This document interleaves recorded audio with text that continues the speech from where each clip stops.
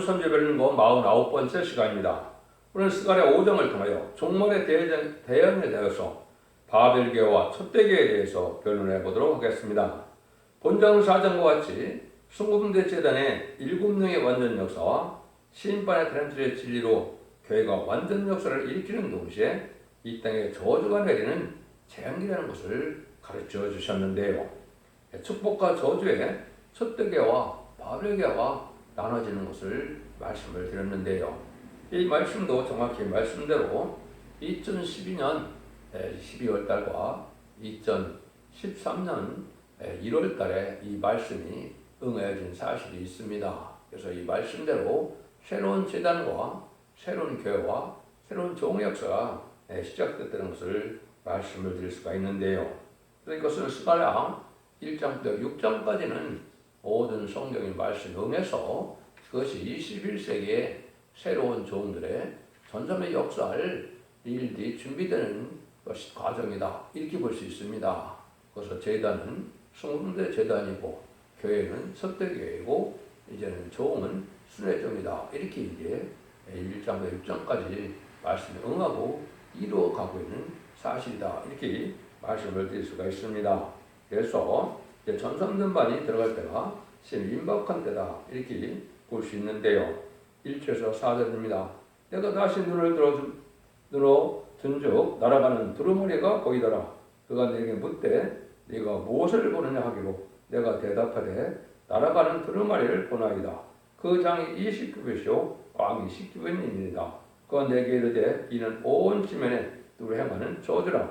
무릇 저덕질하는 자는 이 평물대로 끊쳐지고 무릇 맹세하는 자는 저 평물대로 끊쳐지리라. 만군의 여호와께서 가라사대 때 내가 이것을 말하였나니 도적의 집에도 들어가며 내 이름을 가리켜 망령 때에 맹세하는 자의 집에도 들어가서 그 집에 머무르며 그 집을 그 나무들을 아울러 살으리라 하셨느니라. 하나님께서 이제 속화되고 후가돼서 신령한 교회가 없을 때 이제 완전한 다른 주의 진리로 교회가 이제 다시 청량을 받아서 완전한 교회를 이루는 교회가 나타날 때는 이때는 재앙기가 와서 축복과 저주가 나눠지는 때다.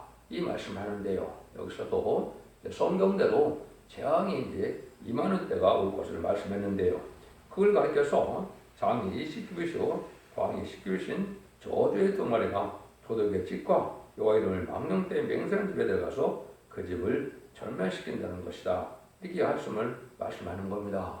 하나님께서는 진실무하심으로 모든 것이 언약에 기록된 대로 예언서에 기록된 대로 역사를 하시는데 이것이 시발점이 이르는 때가 분명 있을 수밖에 없는 것이죠. 그것이 21세기 초에 이르는 것이 성경적입니다. 왜냐하면 하나님께서는 아담과 아브라함까지 약 2000년이 걸렸고요. 또 아브라함부터 예수님까지가 또 2000년 걸렸고 예수님이 오셔서 초림과 재림 사이가 2000년이 된 겁니다. 그래서 6000년이 차서 이제 21세기에 들어와서 새로운 재단의 역사가 시작될 때 축복과 저주가 나눠지는 것을 여기 말씀을 하는 것이다. 이렇게 볼 수 있습니다. 그런데 저주에 마리가 들어가는 자들이 바로 어떤 자들이라고 했습니까? 도적의 집과 망령 때에 맹세하는 집이다. 이렇게 얘기했죠. 그래서 이러한 도둑이라는 것은 하나님의 영광 나타나는 것 이외에는 다 도둑이 될 수가 있죠. 내가라는 생각으로 또 내가 고집으로 내 주장으로 내 영광으로 해요 살아간다면 종된 신분이 아니고 도둑이다 이렇게 볼 수가 있죠. 물론 말라기 3장에 보면 11조와 헌물도 합당하게 하지 않으면 그것도 도둑이라고 예수님 하나님께서 말씀하셨죠. 사람이 어찌 하나님의 것을 도둑질하겠느냐. 그러나 너희는 나의 것을 도둑질하고도 말하기를 우리가 어떻게 주의 것을 도둑질하였나이까 너다. 이는 곧 11조와 헌물이다. 그랬죠. 어린이는 세시대 가는 자들에게는 계명의 말씀으로 주신 겁니다. 그래서 11조 때문에 구원 못 받고 이런 뜻이 아니고 세시대 가는 자들에게는 11조를 바치는 것이 말라기 3장의 말씀인 겁니다. 근데 그런 걸 아는다 이 말이죠. 그래서 하나님은 도둑이다 이렇게 표현을 하셨습니다. 이거는 세시의 축복을 받지 못한다 이렇게 볼 수 있는 겁니다. 그래서 이제는 목자는 양떼로예요. 이제는 목숨을 바치는 것이 합당한 것이고 목자가 양떼를 이용하여 자기 이익을 취한다면 이것은 도덕이다 이렇게 볼 수가 있고요. 하나님의 종이 하나님의 영광을 위해 살아가지 않고 자기 영광을 위해 살아간다면 이것도 하나님께서 말씀하시는 도덕이 된다 이렇게 볼 수가 있는 겁니다. 그래서 이런 것이 뭐냐, 영광의 도덕, 말씀의 도덕, 11조의 도덕 이렇게 여러 가지로 볼 수 있지만 또 한 가지는 여기 뭡니까? 망령된 맹세를 하는 자다 이거죠. 이것은 하나님과 작정한 일을 끝까지 작정을 했으면 지켜야 되는데 작정하지 않고 어떻게 한다는 겁니까? 작정하지 않고 작정하고는 지키지 않는다 이 말이죠. 이런 일들이 이제 저주가 들어간다 이렇게 말씀을 하시는 겁니다. 하나님께 세운 그런 맹세는 것은 반드시 지켜야 된다. 또 함부로 하나님께 맹세하는 것도 합당치 않죠. 하느님은 뭐만을 맹세합니까? 하나님께서는 내가 진리대로 내가 예언의 말씀대로 내가 입이 나가는 말씀대로만 꼭 이루어질 테니까 믿으라는 거죠. 그래 우리는 뭐예요? 그 진리를 믿고 그 진리 앞에 충성하시를 다하겠습니다 하는 것이 인간이 할 수 있는 맹세가 되는 겁니다. 근데 자기가 작정을 해놓고 맹세를 해놓고 이걸 지키지 않으면 망령된 맹세다. 여기서 그렇게 말씀하는 것이죠. 11조에서도 보면 하나님의 이름을 망령되이 일컫지 말라 이렇게 하는데 이런 사람들이 또 나옵니까 안 나옵니까? 나오지요. 그래서 참 안타까운 일인데 그런 일은 안 하는 것이 좋은데 해갖고도 이렇게 저주를 받는다면 얼마나 이게 참 어리석은 일입니까? 그래서 하나님의 종은 하나님만을 영화롭게 하려고 하는 마음이 있을 때 하나님의 기뻐하는 종이 되는 것이다. 이렇게 보시면 됩니다. 그래서 우리가 이제 이런 일들이 이루어질 때는 것은 아주 마지막 때이기 때문에 아주 조심해야 될 때다. 이렇게 볼 수 있는 겁니다. 이런 일들이 계실지 저때가 이루어질 때 이루어진 일이 있습니다. 그래서 조금 더 보시면요. 내게 말하는 천사가 나와서 내게 이르되 너는 눈을 들어 나오는 이것이 무엇인가 보라 하기로 내가 묻되 이것이 무엇이니까 그가 가로되 이것이 에반이라 또 가로되 온 땅에서 그들의 모양이 이러하니라 그 에바 가운데 한 여인이 앉았느니라 하는 동시에 둥근락 하는 조각이 들리더라. 그가 가로되 이는 악이라 하고 그 여인을 에바 속으로 던져놓고 그 낙 조각을 에바 아브리 위에 던져 놓더라. 여기 보면 한 여인이 있는데 망령된 맹세를 하는 여인이다. 이렇게 봐야 되겠죠. 그래서 이것이 에바의 대박에 가리고 갇힌다. 이건 영계적으로 아주 흑암에 들어갈 것을 얘기를 한 것이죠. 그래서 아주 영적 상태가 피곤하게 돼서 이제는 답답하고 이제 깜깜하는 이러한 형국이 된다 이 말이죠. 망령된 맹세를 해서 하나님께 작정을 하고 그걸 자기가 또 파괴함으로 하나님의 저주를 받게 된다.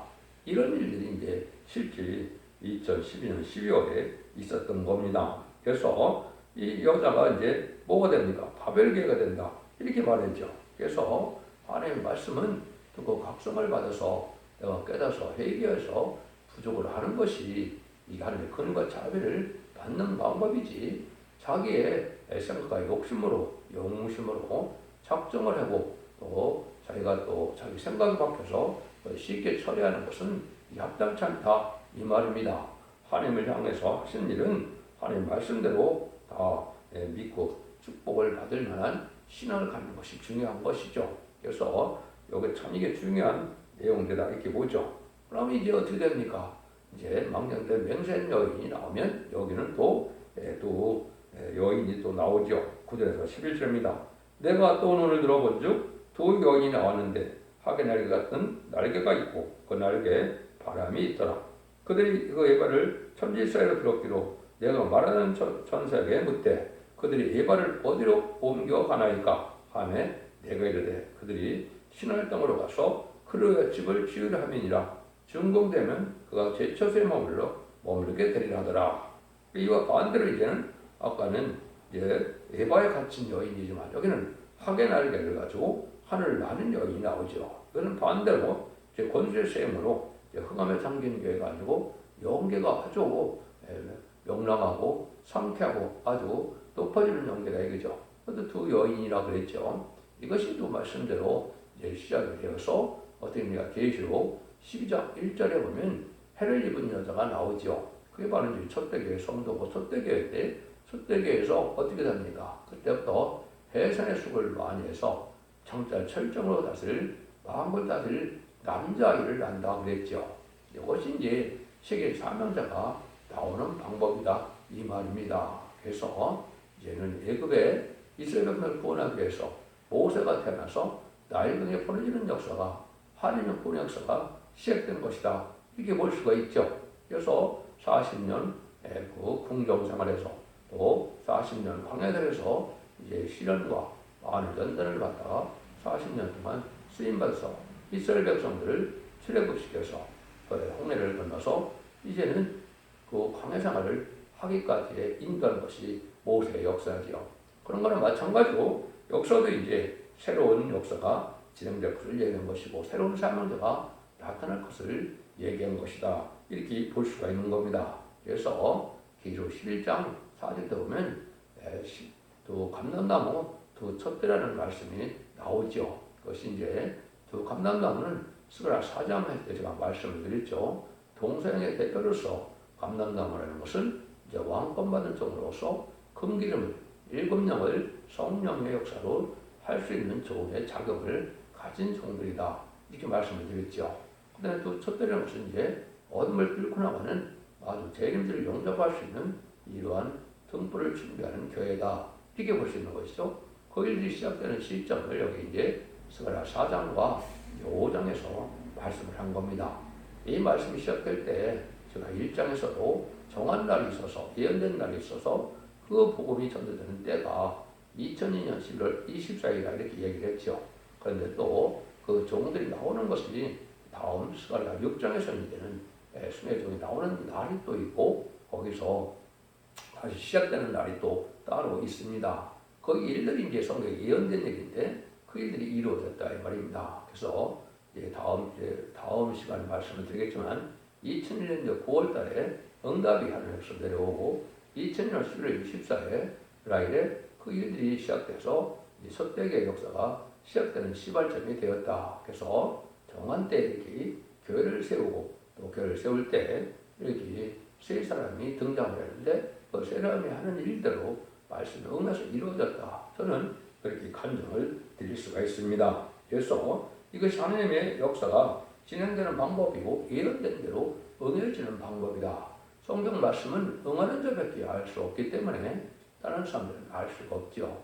그 열매를 보고 나중에 판단을 할 수 있고 진리로 되는 것이 하나님의 신앙의 정도다. 이렇게 볼 수 있는 겁니다. 어려움을 겪는 것도 성경대로, 시련을 겪는 것도 성경대로, 축복을 받는 것도 성경대로고 또 모든 일이 응하고 이루어지는 것도 예언대로 성경대로 되는 것이 신앙의 정도다. 이렇게 말씀을 드릴 수가 있습니다. 그래서 이런 일들이 이제 일어나서 나중에는 첫대교회가 승리를 한다는 것이죠. 그래서 예가 속에 들어간 여인을 신할 땅으로 옮긴다. 신할 땅은 이제 바벨탑을 쌓다가 망한 곳이죠. 이것은 망하게 된다 이 말입니다. 그래서 하나님 앞에는 모든 것을 회개해서 하나님의 긍휼과 자비를 받을 신앙 상태를 유지하는 것이 중요한 것이지 자기 생각과 고집대로 자기 뜻대로 해서 잘못하면은 하나님의 저주를 받는 일이 벌어진다. 이걸 여기 이제 볼 수 있는 것이죠. 그래서 이제는 첫대교회는 세임을 받아서 독수리 같이 할 수 있는 이런 교회 상태가 되고 바벨 교회는 마귀의 교회에 속해서 깜깜하고 어둠에 갇히는 형국이 된다. 이것이 이제 계시록 11장 1절부터 이제 보면 이제 지팡이 같은 갈대로 청량한 역사가 나타나죠.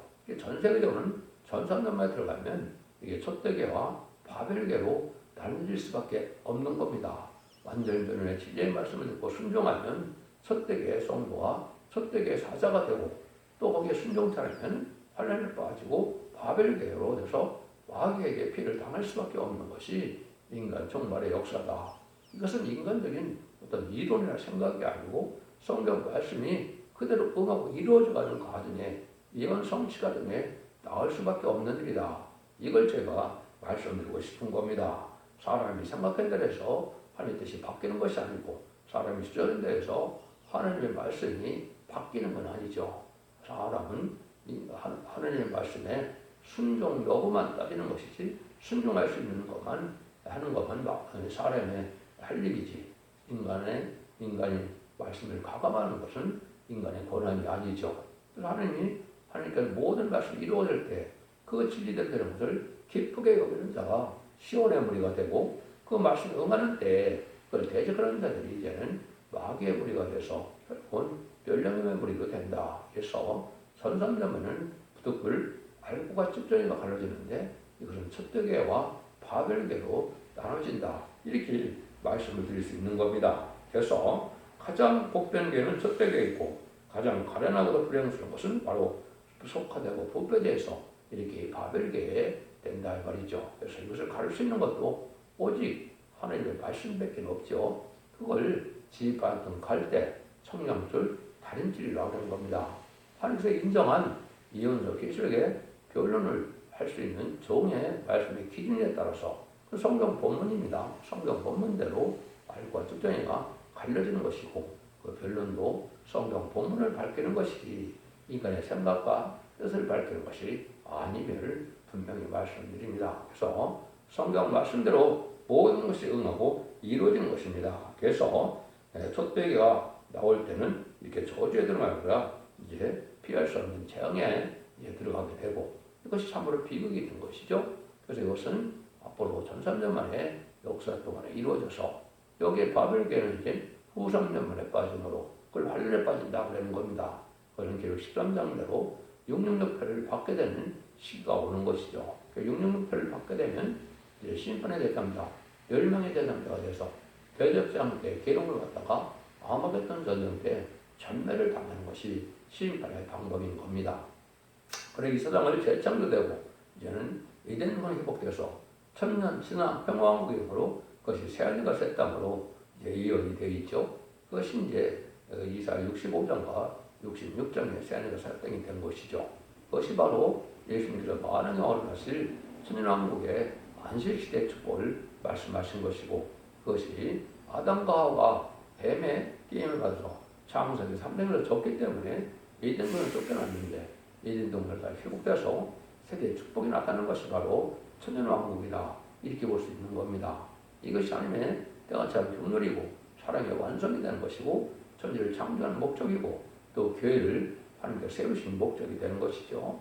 그래서 이제는 지금까지는 영원 시대는 하나님의 백성을 일으키는 기간이었고 누구든지 이방인이라도 예수님의 구세를 영접하고 십자가의 보혈을 믿고 부활 승천하신 예수님을 믿으면 예수님을 충성받아서 생명책의 이름이 기록되므로 영혼권을 받게 됐던 것이죠.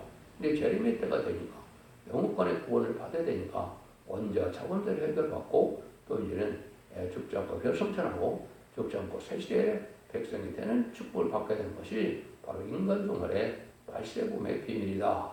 그걸 계시록 14장 6절에서는 죽지 않는 복음이라고 해서 영원한 복음이라고 그랬고요. 이사 40장에서는 그것을 아름다운 소식이라고 하는 것은 죽지 않고 새시대하고 죽음과 별성천하여 이제 죽음을 맛보지 않고 세대의 축복을 받는 복음이다. 이렇게 말씀드리는 겁니다.